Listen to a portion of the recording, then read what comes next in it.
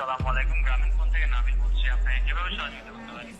আপনি সহযোগিতা করতে পারবেন মানে আমি মোহাম্মদ মাসুদ রানা, রানা রূপে বাদশাহ, রাজমিস্ত্রি।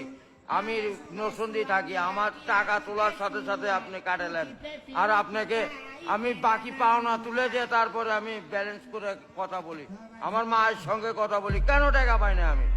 এর কারণ কি? কেন দেওয়া হবে না আমাকে? আমি কি চতুর্থ না ডাকাত?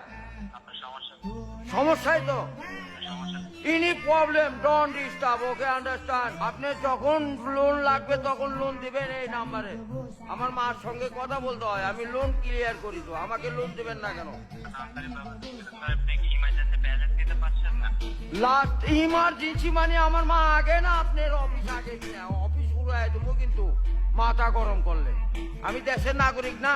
যখন আমি ব্যালেন্স আপনার থেকে লোন চাবো, চাওয়া মাত্র এই নাম্বারে দিবেন।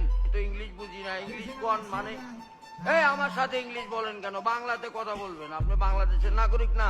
আর এই সৈকল দয়া করে এই মোবাইলে টাকা পড়ছে আপনার সঙ্গে কথা বলার জন্য। ইংলিশ বলবেন না আমার সাথে। মোহাম্মদ মাসুদ রানা ওরফে বাদশা, নাম মনে রাখেন। ভোটার আইডেন্টি কার্ডে যায় বলেন আমি কে।